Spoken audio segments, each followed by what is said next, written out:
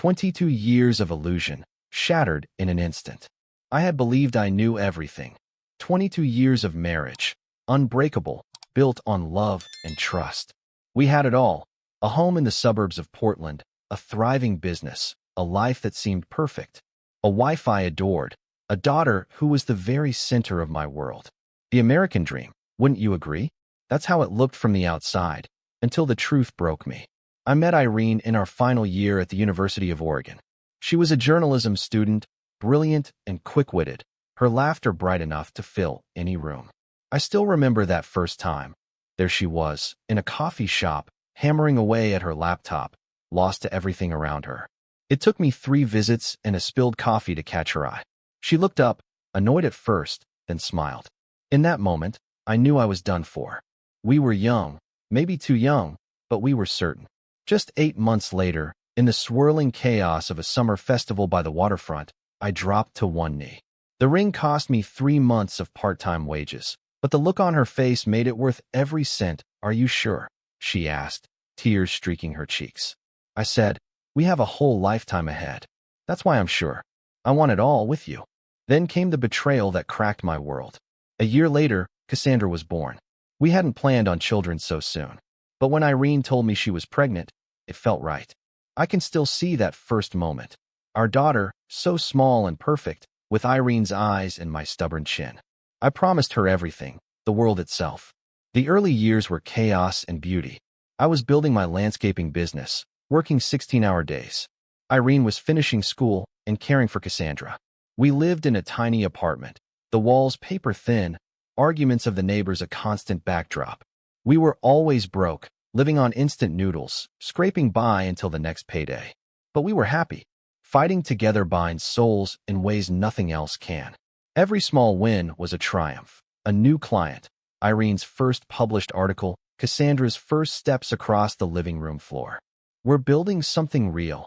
Irene would murmur against me as we collapsed on that threadbare sofa after Cassandra finally drifted off. Something that will last forever. I believed it with every breath. We were the couple that would make it. Old age, grandkids, a porch full of memories. By the time Cassandra turned 16, Elliott Landscaping had contracts across the city. Irene was a section editor at the Portland Tribune. We had a beautiful home, family vacations, a college fund. We'd made it, or so I thought. But there was always that sixth sense, a creeping dread that something was wrong. After 22 years together, you learn to see the subtle signs. The way she loaded the dishwasher, each motion sharp and precise instead of her usual, breezy carelessness. That's how I noticed she was staying late at the office 3 nights a week. "Big story," she'd say, tossing her bag by the door, dinner long cold. She claimed she was investigating corruption in city council. It sounded believable. But my instincts, the same ones that kept my landscaping projects from crumbling, screamed at me. When something seemed off, I always reinforced the foundation. No cutting corners. One night, after completing the biggest job of my life, the waterfront park renovation, I decided to surprise her. I picked up her favorite Thai takeout and drove downtown. The Tribune building was almost empty at 9. The security guard who knew me from company events gave me a nod. "7th floor's pretty empty tonight, Mr. Elliott. Not sure if your wife's still there." I found the features department deserted, except for a faint pool of light in a corner cubicle. Through the glass, I saw her on the phone, laughing in a way I hadn't heard at home for months. My hands tightened around the takeout bag. I could have stormed in, demanded answers. Instead, I stayed hidden, watching. She looked different, vibrant, alive, almost glowing. When she hung up, she stared at the phone for a long moment, a soft smile touching her lips. Then she typed a quick message and tucked it away. I slipped out before she saw me, the untouched food finding its way into a trash can outside. That night, I lay next to her in bed, listening to her quiet breathing and wondering who was on the other end of that phone call. Betrayal, bitter and sharp.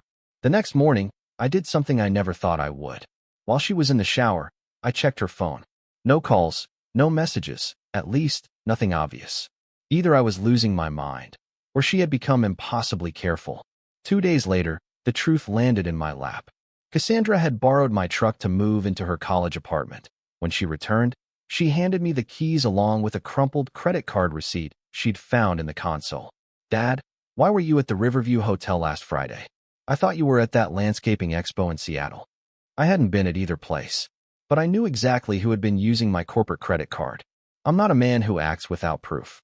After 2 decades building my business, I knew better than to leap before I had solid evidence.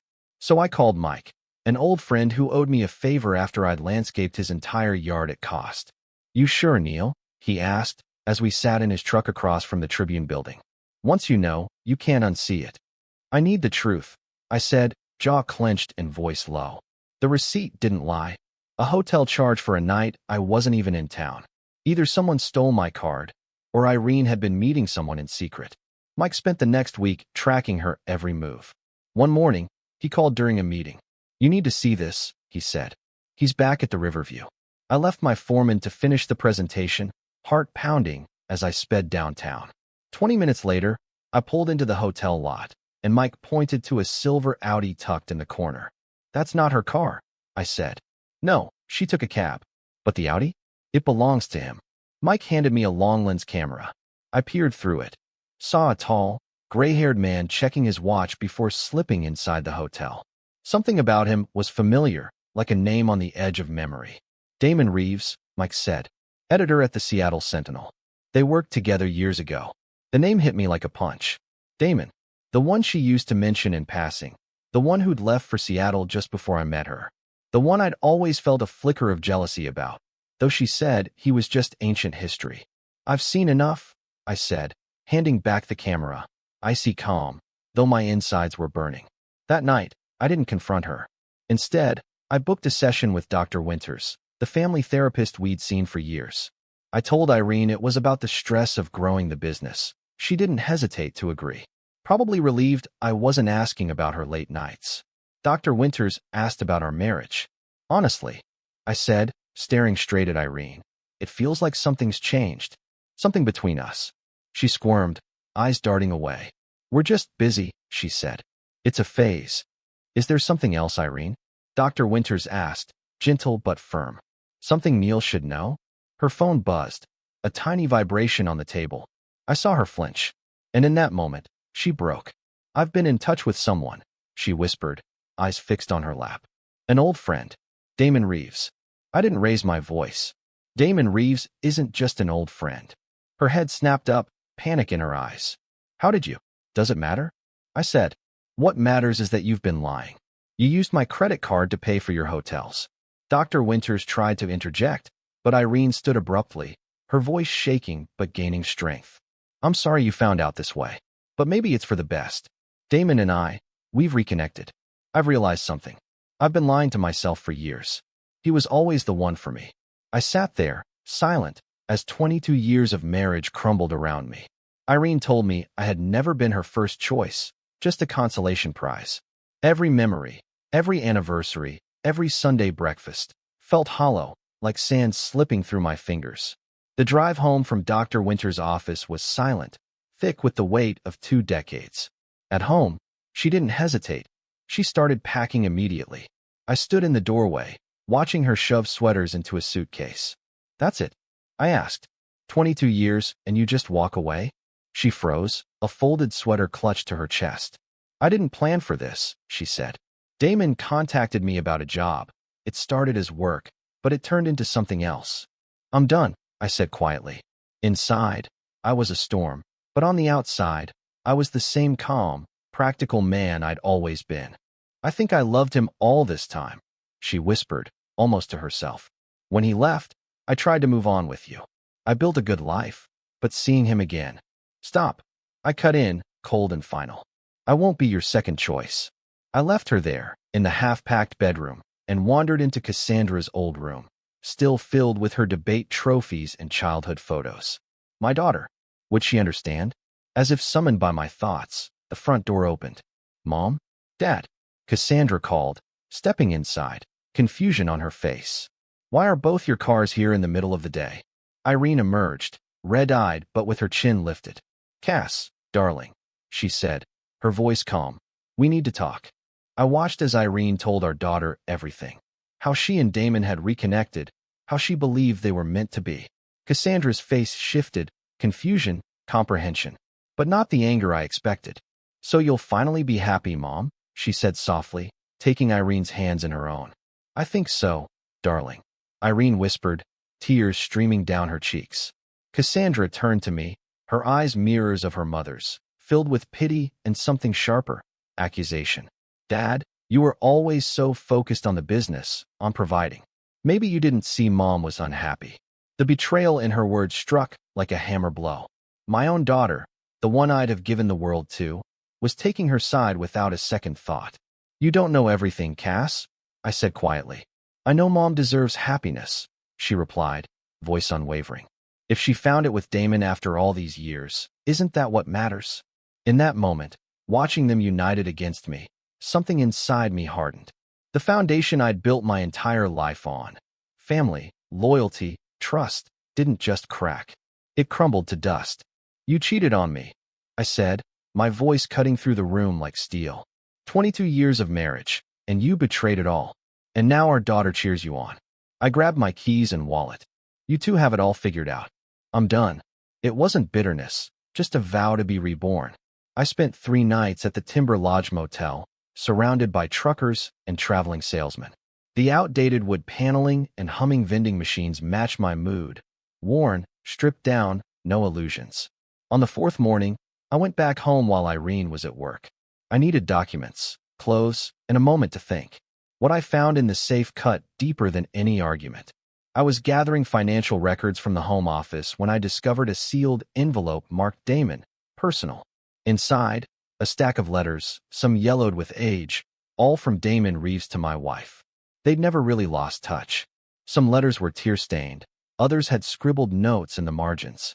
The most recent, dated 6 months ago, said, "Perhaps fate is giving us another chance." My hands stayed steady, my breathing calm. Years of business crises had taught me to lock emotion away. But inside, a final thread snapped. There was no doubt anymore. This wasn't a recent affair. It had always been there, just below the surface. As I finished packing, Cassandra suddenly appeared, standing in the doorway. "Dad, what are you doing?" "Taking what I need," I said, snapping my briefcase shut. "Mom's worried about you," she said, blocking my path. "You can't just disappear." I laughed, hollow, echoing. "Worried? Your mother's been in love with another man for our entire marriage." I held up the envelope. "Prove it." She took the letters, her confidence faltering as she scanned the dates. "But they only reconnected recently." "Life lesson, kiddo. People lie, even parents." Tears welled in her eyes. "But you and Mom were happy. I remember." "We were," I said softly. "Or at least I was. That's what makes this worse." "What are you going to do?" she whispered. "The only thing I can, move forward." "But this is your home. You built this place. How can you just give up everything?" I looked at her. So smart, so young, so naive. "This stopped being my home the moment your mother decided I was second best. And I'm not giving up. I'm choosing my own path." I showed her the legal documents in my hand. "Tomorrow, I'm filing for divorce. I've already spoken to my attorney. Your mother can keep the house. I'm starting over." "But what about me?" Cassandra asked, her voice breaking. "You made your choice clear, Cass. You believe your mom deserves happiness with her true love. I won't stand in the way of that fantasy." I kissed her forehead, walked around her, and left, my briefcase and duffel bag in hand. Behind me, I heard her quiet sobs as she read those letters, the proof of a betrayal that stretched across decades. I didn't look back. Men like me don't break. We rebuild. The county courthouse was quiet that Tuesday morning. My attorney, Sandra Matthews, met me at the granite steps, briefcase in hand and resolve in her eyes. "Are you sure, Neil?" she asked. "Full dissolution, minimal negotiation, no fault." "Absolutely," I said. "I built my business by knowing when to cut losses. The same rule applies here." Inside, we filed the paperwork. No drama, no tears. 22 years, reduced to forms and signatures. As we left, fate wasn't quite done. Irene was climbing the courthouse steps with her own lawyer. She froze when she saw me, color draining from her face. "Neil." "I was about to file," she said. "It's already done," I replied calmly. Her lawyer, sharp in an expensive suit, exchanged a glance with Sandra. "Perhaps we should discuss settlement terms now." We moved to a small conference room. 4 of us around a polished table, our distorted reflections staring back. My client is prepared to be quite generous, Irene's lawyer began, her voice smooth. She understands the disruption this has caused. I don't want anything, I interrupted. She can keep the house, her retirement accounts, everything in her name. I'll take my business, my personal accounts, and what I've already removed from the house. I looked at Irene. Her eyes widened. You can't be serious, she said. After 22 years, you chose someone else. I finished for her. I'm just respecting that choice by stepping away completely. Her attorney started arguing that I was entitled to much more, but Sandra held firm to my instructions. My terms were simple: no alimony, no drawn-out battles, no future entanglements. A clean break. As the lawyers worked through the details, Irene leaned in across the table. What about Cassandra? She's devastated. Devastated. I raised an eyebrow. She was celebrating your newfound happiness with your soulmate. That's not fair, Irene said. She's caught in the middle. No, I said evenly. She chose a side, just like you. At that moment, the door burst open and Cassandra rushed in, her face blotchy from tears. Dad, Mom, stop this, she pleaded. How did you know we were here? Irene asked, startled. Chelsea called me, she said. She's in my English Lit class. Her dad's going through a divorce too. We talked. I shared a brief glance with Sandra, who gave me a small nod. Leave us, I told the lawyers. They filed out, leaving only the three of us. This doesn't concern you, Cass, I said, voice calm and firm. This divorce is between your mother and me. Doesn't concern me, she repeated, disbelief in her tone. You're my parents. You're throwing everything away. Our house, half of everything you worked for. I'm not giving up anything that matters, I said quietly. I built my business from scratch once. I can do it again. But I'm not going to fight for material things with someone who's been lying to me for our entire marriage. I stood, adjusting my jacket. Today, I'm surrendering my legal rights as a husband. But I'm gaining something far more important, my self-respect. 6 months after the divorce, Elliott Landscaping was thriving, expanding into 3 neighboring counties. I buried myself in work, landing contracts for 2 new municipal parks and an exclusive residential development. My team had doubled in size. I had moved into a modest apartment overlooking the Willamette River. No illusions, no ghosts of the past. I had chosen progress over bitterness, and it was working. Until Thanksgiving, when an unexpected knock came at my office door.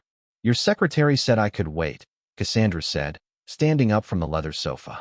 She looked thinner, her eyes dark and tired. You've been avoiding my calls. I've been busy, I said, motioning to the blueprints spread out on my desk. The Monroe project starts next week. Dad, she stepped closer. Mom sold the house. I raised an eyebrow. That was her right. It's hers now. She and Damon are moving to Seattle, she said, her voice shaking. They used the money to buy an apartment near his office. She didn't even ask me. You're 20 now, Cass. She doesn't need your permission. But it's our home, she cried. Every memory, my growth marks on the kitchen wall, the treehouse you built, the garden we planted, it's all gone. Strangers will live there now. I sighed, leaning back. They're just places, kiddo. The memories live here. I tapped my temple. And here. I touched my heart. Easy for you to say, she shot back. You walked away without a backward glance. My mask slipped a little. You think this was easy? I opened a desk drawer and pulled out a small wooden box, the only personal item in my office. I lifted the lid to show her. A baby tooth, a crayon drawing of our family, a homemade Father's Day card, and a tiny jar of dirt from the backyard where we'd buried her hamster. This is all I kept, I said quietly. I didn't walk away from what mattered. I just refused to fight for the rest. Her tears brimmed over. I was wrong, Dad. About everything. I found Mom's old journals after you left. She'd been writing to Damon for years. Even when they weren't talking, she called you her safe choice, her compromise. How could she say that after everything you did for us? I closed the box. People see what they need to see, Cass. Your mom had to believe she gave up her true love for duty, made her the hero of her own story. I bought into it, she whispered. I'm so sorry, Dad. You're here now, I said softly. That's what matters. Can we start over? She asked, her voice small and hopeful. I looked at my daughter, the one person for whom I'd always be willing to build again, and I felt something inside me start to thaw. How about dinner? I offered. There's a decent steakhouse nearby, I said. It wasn't forgiveness, Not entirely, but it was a start. And if there was one thing I'd learned, it was how to build on solid ground. Triumph and new hope. A year after the divorce, an email from Mike landed in my inbox. My old friend, the one who'd helped uncover Irene's betrayal. "Thought you should see this," he wrote, linking to the Seattle Sentinel website. Damon Reeves was beaming in the photo, newly promoted to executive editor, with Irene, now Irene Reeves, at his side, glowing at a charity gala. The article described their whirlwind romance, their marriage, as if their story hadn't been decades in the making. I closed the browser without reading to the end. Their fiction was no longer my concern. That night, I met with Ryan Johnston, a commercial developer I'd been courting for months, at an upscale downtown restaurant. His proposed eco-friendly shopping center could be the biggest contract I'd ever landed. "Impressive proposal," Ryan said, sliding the portfolio across the table. "But Westlake Designs is 15% under you. Westlake uses non-native plants that look pretty for a year, then die in Oregon's climate," I replied. "Their irrigation systems leak money. In 3 years, you'll spend double on maintenance." Ryan raised an eyebrow. "Most guys would just cut margins to get the job." "I don't compete on price," I said, signaling for another bourbon. "I compete on value. My work endures." Ryan chuckled. "I like that. Let me think on it." As he stepped away to take a call, the hostess approached, Cassandra by her side. "Dad," she said, eyes bright. "I thought that was you." She was with a young man whose face I vaguely recognized. "Dad, you remember Jason Miller? From my environmental policy seminar." Jason extended his hand. "Mr. Elliott, good to see you again, sir." I invited them to join me, and when Ryan returned, Cassandra slipped into an easy conversation with him about sustainable building practices, knowledge she'd absorbed at years of family dinners. By dessert, Ryan was grinning. "Elliott Landscaping gets the contract," he said, shaking my hand. "Your daughter closed the deal. Anyone who raised such a sharp young woman clearly does quality work." After he left, Cassandra beamed. "I just helped you land a major client." "You did," I admitted, pride swelling in my chest. "You always did have your old man's business sense." She hesitated, glancing at Jason. "I've been thinking about my future plans. Not just grad school." "Oh," I asked. She took a breath. "I wanted to ask if you'd ever thought about expanding Elliott Landscaping into environmental consulting. Climate change is real. Businesses need help building green spaces that last. It could be a whole new division." I looked at my daughter, confident, intelligent, the same spark I'd felt at her age. "Interesting idea," I said carefully. "Would need someone to build it from the ground up." "I have ideas," she said, her eyes gleaming. "If you're willing to hear them." For the first time in years, something stirred in me beyond survival, an excitement for what could be. A fresh start, something we'd build together. "I'm listening," I said, and I meant it. Rebirth, 5 years on. 2 years after the divorce, Elliott Environmental Consulting was thriving under Cassandra's leadership. What had begun as a dinner conversation had grown into a bustling division with 3 full-time employees and contracts across Oregon's largest developers. On a crisp autumn morning, I stood beside her at the ribbon cutting for the Monroe Eco Center, the project that had launched her career. Ryan Johnston approached, champagne flute in hand. "Mr. Elliott," he said, beaming, "your team has outdone themselves. The city council's already talking about your work on the next waterfront redevelopment." "That would be my daughter's department," I replied, nodding to Cassandra. "She designed the rainwater system everyone's talking about." As Ryan dove into conversation with her, I stepped back to take in the scene. The terraced gardens, the native plantings, the pathways that bore the signature of my company. But the solar panels, the rainwater features, that was all her. "You must be very proud," said a woman's voice beside me. I turned to see an attractive woman in her 40s, studying the landscape with an appreciative eye. "I am," I said simply. "Linda Mercer." She introduced herself, offering her hand. "New Director of City Planning." "Neil Elliott," I replied, shaking her hand. "I can't take all the credit. My daughter's the brains behind this." "The very daughter I've heard so much about," she said, smiling. "The environmental wizard?" "That's her," I confirmed, pride shining in my voice. "Best decision I ever made," I said, glancing at Cassandra as she spoke with the investors. Linda's eyes were steady, intelligent. "Second chances are rare in families," she murmured. "Not everyone gets them." Before I could answer, My phone buzzed. A message from Mike. Saw this in the paper today. Thought you'd want to know. Attached was a news article about layoffs at the Seattle Sentinel. Damon Reeves, recently divorced, out of a job. I closed the message without a word. Bad news? Linda asked, catching the flicker in my expression. Ancient history, I said, slipping the phone back in my pocket. Nothing that matters anymore. We wandered through the gardens together, talking about native plants and water conservation. When she mentioned she'd just moved from California after her own divorce, I found myself offering to buy her a coffee sometime, just to welcome her to Portland. 5 years ago, I'd thought my life was over.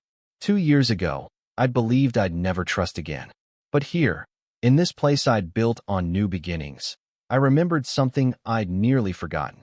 How the future stays unwritten, even after the hardest chapters. As Linda smiled and accepted, I felt something deep inside me stir, a quiet, steady warmth. Not the frantic spark of youth, but something stronger, enduring, built on bedrock. Epilogue, my own unshakable foundation. Exactly 5 years after the divorce, I stood in the backyard of my new home in the West Hills, surrounded by friends, employees, and family. String lights twinkled through the trees I had planted myself, casting a warm glow over the terraced garden that had become my refuge. Speech. Ryan Johnston called out, raising his glass. In the years since the Monroe Project, he'd become more than a client. He'd become a friend. I wasn't one for speeches, but some moments deserved them. Linda squeezed my hand as I took a breath. 5 years ago, I thought my life was ending. I began, my voice carrying over the patio. But it was just beginning. Like any good landscape, sometimes you have to clear the ground before you can build something better. A soft ripple of laughter rose through the group. My team from Elliott Landscaping and Environmental Consulting lifted their glasses in agreement. In these 5 years, our company has tripled in size, I continued. My daughter has transformed how we approach environmental design. I nodded toward Cassandra, standing with Jason by the fire pit I'd built last autumn. And I've learned that second chances come in ways you can't predict. My gaze shifted to Linda, her engagement ring catching the light. After 2 years of dating and a year of living together, we decided to make it official. No big proposal, just a quiet understanding that we were stronger together. Later, as the last guests drifted out, Cassandra found me leaning against the old stone wall at the edge of the property. She'd be proud of you, she said softly. Your mother? I asked, surprised. No. Cassandra shook her head. Your mother? My grandmother. She always said you weren't just a builder of landscapes, Dad. You built with your heart. The mention of my mother, gone for 10 years, brought a lump to my throat. She was a wise woman, I said. Cassandra looked down. I got a letter from Mom last week. She's back in Portland, teaching journalism. Damon's out of her life completely. Are you going to see her? I asked, my voice even. Eventually, she sighed. But I'm not rushing it. Some foundations take time to rebuild. I nodded, understanding better than anyone. Whatever happens, Cass, you know where home is. She smiled, a bit of sadness in her eyes, but something hopeful, too. We walked back together, where Linda was bidding the last guests farewell. As I reached for her hand, I felt an unshakable peace. Not because everything was perfect, life never is, but because I'd rebuilt everything on my own terms. Because I'd chosen not to let betrayal define me. The man I was 5 years later was stronger, not in spite of the heartbreak, but because of it. The best revenge isn't bitterness or retribution. It's a life so full, the past fades to nothing more than memory. Ready to go in? Linda asked, her hand finding mine. Absolutely, I said, and I meant every word.